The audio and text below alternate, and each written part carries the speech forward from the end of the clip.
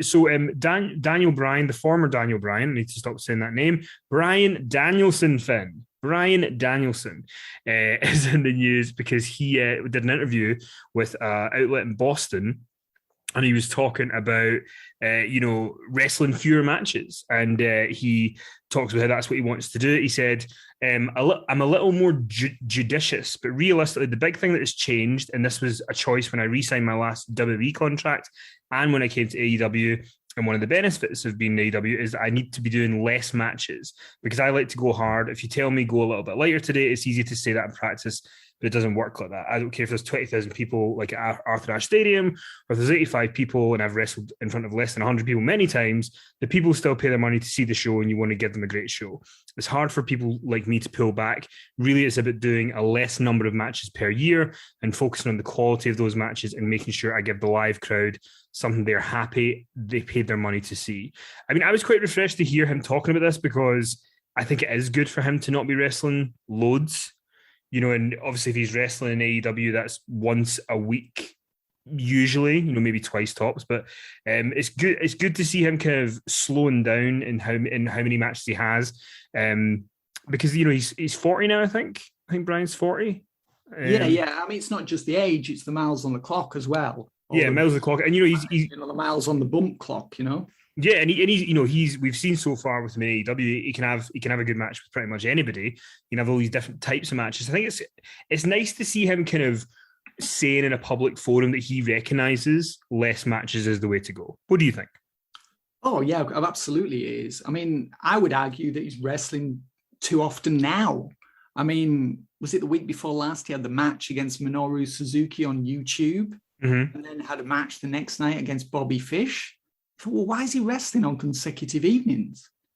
I mean, there's really no reason for Bryan Danielson to be wrestling on consecutive evenings, on consecutive broadcasts for AEW. He should be used more sparingly and only in matches that matter, that are going to make a difference. Certainly now that he's been there since, what was it, All Out, wasn't it? September 5th? Was September 5th, was it? September 5th, yeah. I guess maybe one of the arguments is that because they do have the win-loss record, maybe in the beginning they just want to give him a bunch of wins so that, down the line he's won 10 matches, by the end of the year, or 12 matches or whatever.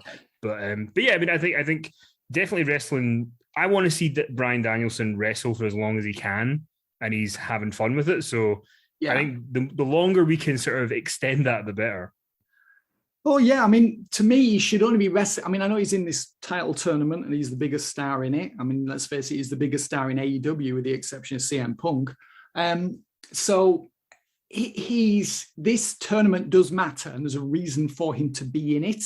So, I absolutely endorse the decision to enter him into this tournament.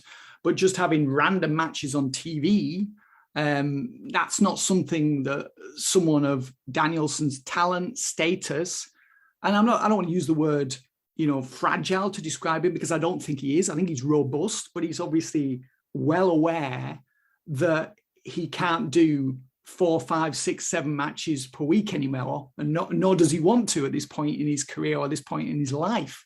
So he's somebody who should only be wrestling, occasionally, and only when those matches matter, when those matches are going to make a difference to his career and to the AEW product. So do you think it's good? Do you think he's good? Because obviously he's good at some point going to New Japan.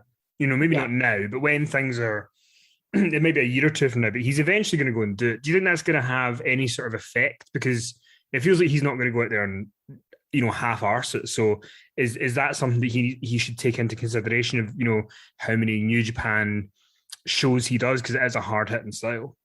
Yeah, it is. I mean that's up to him. I mean, you would think that he's going to participate in the Tokyo Dome series, because I think they're doing 3 Tokyo Domes in January, aren't they? Yes. So you would think that the Bryan Danielson will be a part of one of those shows, I would think. I mean, that's up to him, isn't it? What he does in the ring. I mean, he can go in there and he doesn't have to start doing ridiculous headbutts and taking, crazy bumps to the floor and things that are going to cause head trauma. And that's the thing that he needs to think about, is that don't do those things that are going to potentially shorten his career and put him in the position that he was in back in 2015, 2016. I mean, I know the WWE testing is very stringent, and he felt at the time, he talked about this on a regular, he talked about this in many forums, he felt that they were being overly cautious, didn't he?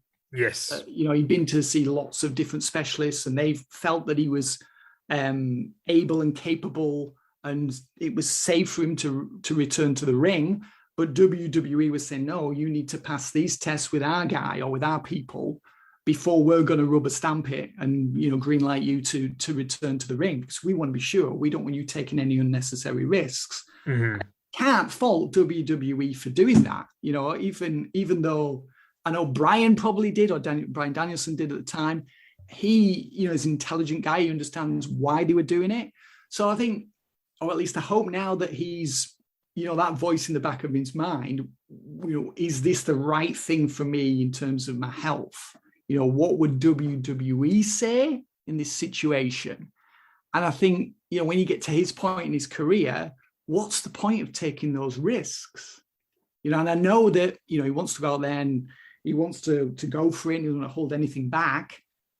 But is it really, is it worth the risk? Why not just not do certain moves that are going to be riskier than others? That's my view on it. He did do an interview. He did do an interview not too long ago where he had said, the New Japan thing. The issue for him is more he's got a family. I think it's all going to depend how long you have to quarantine. Because, as a dad, he's just not going to quarantine for 2 weeks on either side. Yeah. It's just not going to. So it's going to be interesting to see where things are in the next really, you're talking the next month or so. They need to be making a decision on if he's doing something in Tokyo.